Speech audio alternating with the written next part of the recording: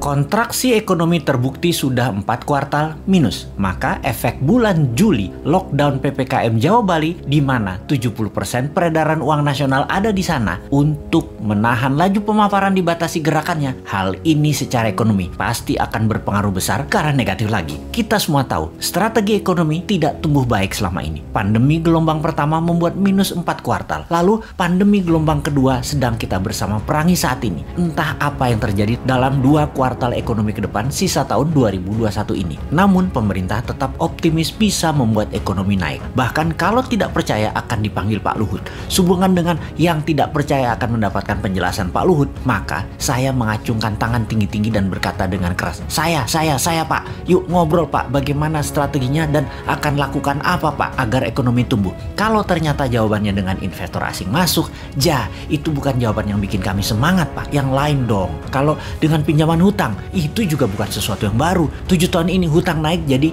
6.500 triliun dari 2.700 triliun sisa Pak SBY. Itu juga bukan sesuatu yang wah, malah sesuatu yang loh. Jadi kalau ada yang tidak percaya mau dengar langsung dari Pak Luhut, terang saya menjadi orang nomor 1 ingin penjelasan. Saya Pak, kami berharap strategi baru yang dipakainya, bukan yang kemarin-kemarin yang terbukti membuat 4 kuartal minus, juga bukan yang membuat impor bertambah naik, juga bukan membuat tenaga kerja asing bertambah banyak di Indonesia. Yang baru Pak, yang segar, ada Pak. Juga bukan seperti selama 7 tahun ini telah berjalan memainkan kekuatan politik. Pernah membelah Golkar jadi 2 di awal dulu, membelah PKS jadi 2, membelah Demokrat jadi 2, membelah PEK 3, membelah PAN, baik langsung ataupun tidak langsung mendukung atau mendiamkan perpecahan politik terjadi. Jangan lagi seperti itu. Jangan terlalu berpolitiklah bernegara. Utamakan keselamatan rakyat, humanitarian. Ekonomi juga jangan terlalu mementingkan asing lah. Hutang, investor asing, keduk hasil bumi, sumber daya alam, tanah air, tenaga kerja asing, pajak mencekik. Dukunglah dengan mempermudah. Seperti izin di BPOM misalnya. Ada ribuan izin yang nyangkut tahunan di sana.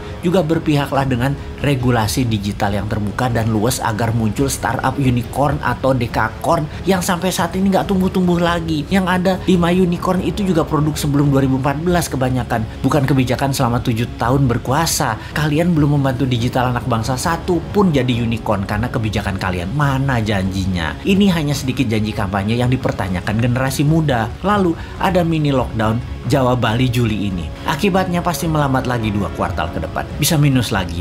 Jangan sampai 6 kali minus loh ekonominya. Sampai akhir tahun 2021 ini minus. Itu berbahaya. Berat mesin ekonomi kalau turunnya terlalu dalam atau diamnya mesin terlalu lama. Yang New Mind takut adalah minyak crude oil yang saat ini $75 per barel.